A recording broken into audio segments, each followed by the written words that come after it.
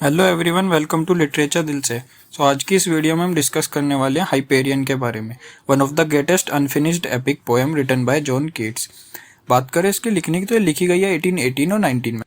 Hyperion जो है ना, ये बेस्ड ऑन है ग्रीक मिथोलॉजी के and tells the story of the conflict between the older generation of gods called the Titans and the younger generation known as the Olympian gods. Although जो poem है ये remains unfinished, but इसको considered करा जाता है one of Keats finest achievement. क्यों? क्योंकि इसका जो ग्रैंड स्टाइल और पावरफुल इमेजरी है और जो इसकी डीप फिलोसॉफिकल आइडियाज है, इन सब की वजह से।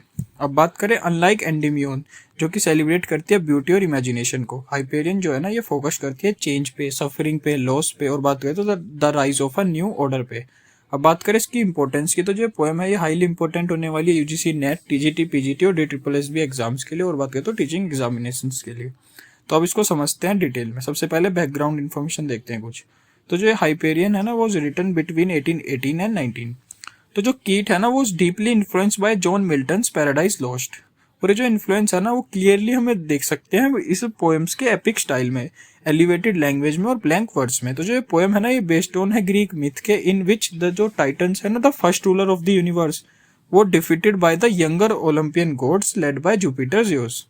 तो जो कीट है ना, वो intended to write a great epic on this theme, but वो जो है ना, इसको छोड़ देते हैं unfinished after completing only 3 books. Later वो अटेम्प्ट करते हैं इसको दोबारा से लिखने का by the title the fall of Hyperion से, giving the story a more philosophical and visionary approach. अब इसका टाइटल को देखते हैं। तो जो इसका अंदर टाइटल है ना, comes from Hyperion the Titan god of the sun. अब इन ग्रीक मिथोलॉजी में बात करें ना, हाइपेरियन जो होता है is one of the powerful titans, और कीट की पोएम के अंदर ही becomes the symbol of an old world that is gradually losing its power.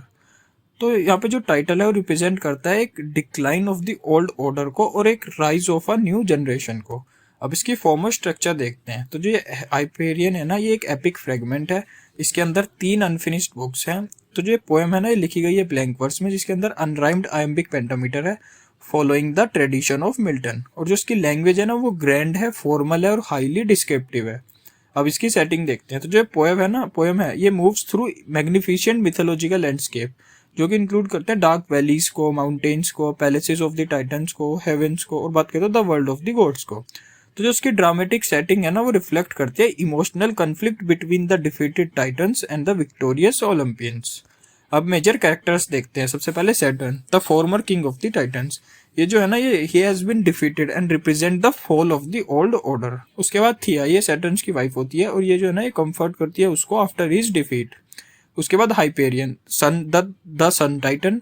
ये जो है ना, he is the only Titan who still retains the power at the beginning of the poem. उसके बाद ओशियनस आता है, एक वाइस टाइटन होता है जो कि एक्सेप्ट करता है कि चेंज जो है ना, एक नेचुरल लॉ है। उसके बाद क्लेमीन, क्लाइमीन जो है एक टाइटनेस है who speaks about the beauty and music of the new gods. उसके बाद अपोलो है, जो कि फ्यूचर गॉड ऑफ पोइट्री है, म्यूजिक है, ट्रूथ एंड लाइट है। इसका जो ट्रांसफॉर्मेशन होता है ना, वो marks the beginning of the new age. अब इसके सेंट्रल आइडिया देखते हैं। तो जो सेंट्रल आइडिया है हाइपेरियन का, इसका यही है कि जो चेंज है ना, वो इनएविटेबल है। कोई भी रूलर हो, सिविलाइजेशन हो, वो हमेशा पावरफुल नहीं रहेंगे, कभी ना कभी तो उनका अंत होना ही है। हर एक जो न्यू जनरेशन है ना, वो रिप्लेस हो जाती है, हर एक जो न्यू जनरेशन है वो रिप्लेस कर देती है ओल्डर जनरेशन को।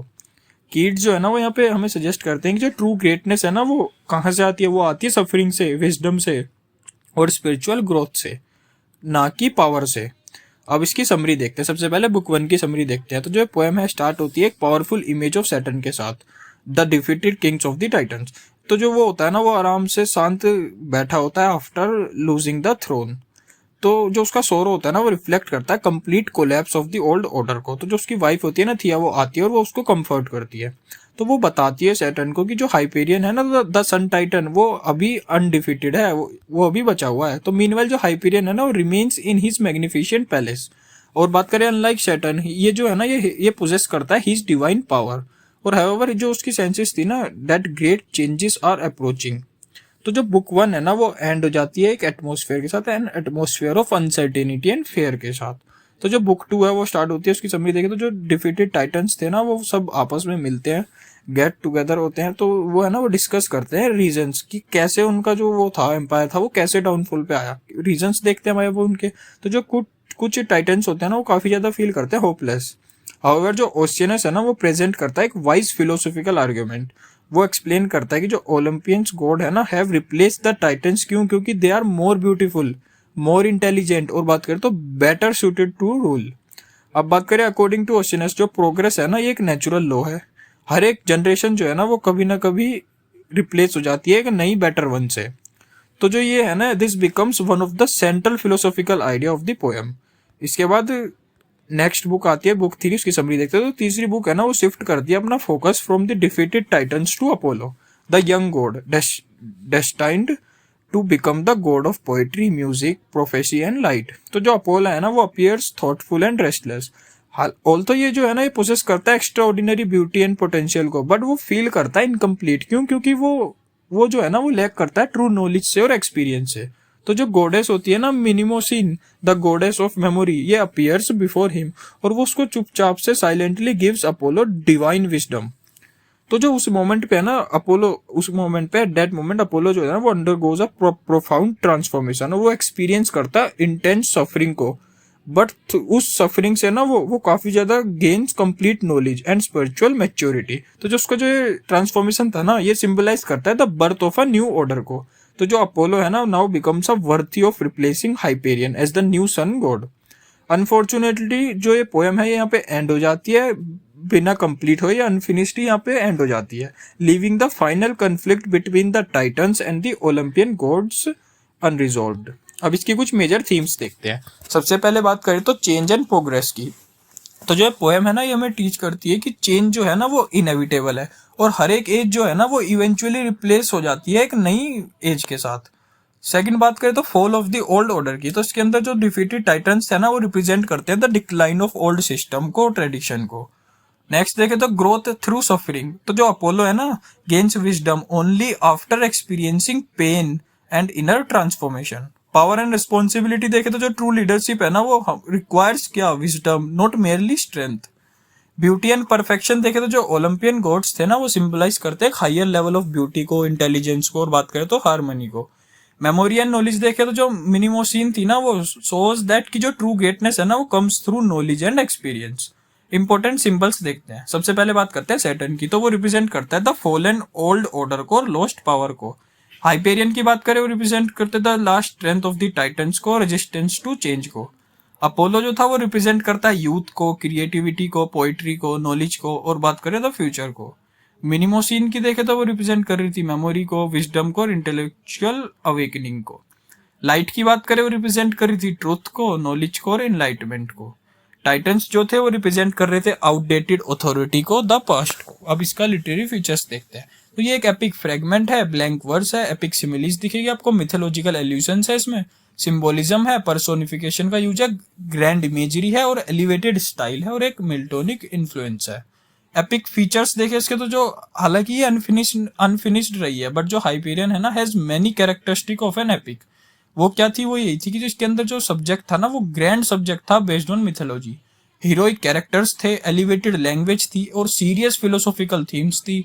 ब्लैंक वर्स जो था ना in the style of paradise lost, supernatural beings and divine conflicts थे। अब रोमांटिक एलिमेंट्स देखते हैं। तो जो हाइपेरियन है ना कंबाइन है ये एपिक ग्रैंडियर का रोमांटिक फिलोसफी के साथ। इमेजिनेशन देखे तो इसके अंदर जो ग्रीक मिथोलॉजी है ना is recreated through Keats imagination. Nature देखे तो जो नेचर की जो सीनरी थी ना वो रिफ्लेक्ट करती थी इमोशनल और स्पिरिचुअल कन्फ्लिक्ट को। इमोशन देखे तो जो पोएम है ये एक्सप्लोर करती है सोरो को, होप को, एम्बिशन को, ट्रांसफॉर्मेशन को। ब्यूटी की बात करें, ब्यूटी को प्रेजेंट किया गया as a sign of higher spiritual development. Individual growth की बात करें, जो अपोलो का जो इनर ट्रांसफॉर्मेशन था ना वो रिफ्लेक्ट करता है रोमांटिक बिलीफ को इन पर्सनल डेवलपमेंट। अब कुछ इंपॉर्टेंट कोटेशंस देखते हैं। सबसे पहले बात करें deep in the shady shadiness of a vale, इसका मतलब यही है कि जो ओपनिंग लाइन थी ना वो रिफ्लेक्ट करती है सैटर्न्स की डिफीट को और सोर ऑफ द फॉलन टाइटन्स को।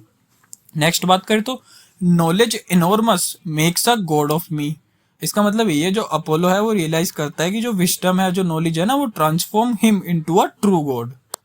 नेक्स्ट देखे तो कैन टिरेंट्स बट बाय टिरेंट्स कंकॉर्ड बी, इसका मतलब ये है जो कीट है वो यहाँ पे क्वेश्चन करते हैं कि वेदर जो पावर है can only be replace through great power, encouraging readers to think about justice and leadership.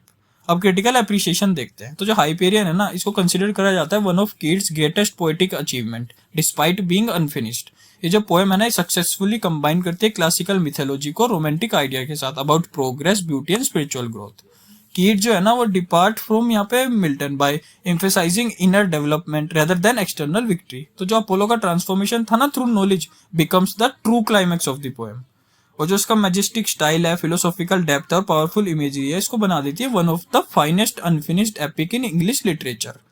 अब इसका सेंट्रल मैसेज देखते हैं। तो सेंट्रल मैसेज में यही है कि बस जो ट्रू ग्रेटनेस है ना, वो comes through knowledge, suffering and spiritual growth. Change जो है ना भाई, वो इनएविटेबल है और हर एक न्यू जनरेशन जो है ना, वो must rise to replace the old one. अब कंक्लूजन पे आते हैं। तो जो हाइपेरियन है ना, is much more than a story about the struggle between the Titans and the Olympian gods. ये जो है ना, ये एक फिलोसॉफिकल एपिक है अबाउट चेंज, ग्रोथ और the evolution of human consciousness के बारे में। और through the fall of Saturn and the rise of Apollo, जो जॉन कीट है ना, वो हमें दिखा रहे हैं कि जो विजडम है, ब्यूटी और जो नॉलेज है, not mere power, are the true foundations of greatness. और थ्रू अनफिनिश्ड हाइपेरियन जो, और हाँ, ये जो अनफिनिश्ड हाइपेरियन थी ना, remains one of the most remarkable achievements of romantic literature. तो बस आज के लिए इतना ही, धन्यवाद।